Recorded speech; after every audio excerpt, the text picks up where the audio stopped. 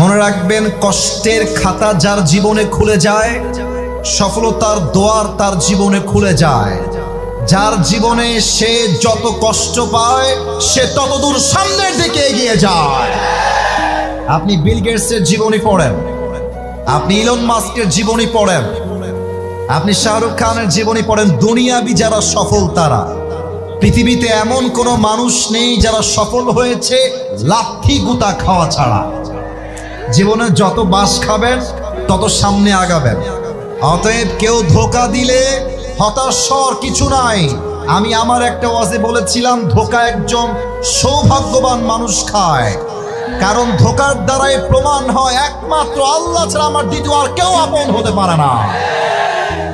তো তুমি যদি কখনো তোমার রক্তের আপন মানুষ দ্বারা প্রতারিত হও, স্মরণ করবা ইউসুফ আলাইহিস সালামের কথা, যিনি তার আপন ভাই দ্বারা প্রতারিত হয়েছিলেন।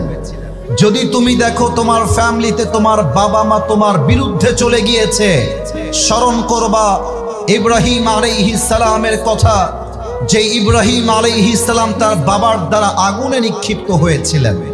তুমি যদি তোমার জীবনে প্রচন্ড বিপদে পড়ে যাও, চতুর্পাশে বিপদ আর বিপদ, দেওয়ালে পিঠ ঠেকে গিয়েছে, যাওয়ার কোনো জায়গা নাই, তুমি স্মরণ করবা ইউনুস আলাইহিস সালামের কথা, যাকে আল্লাহ তাআলা মাছের অন্ধকার প্রকোষ্ঠ থেকে মুক্তি দান করেছিলেন। সুবহানাল্লাহ পড়বেন না?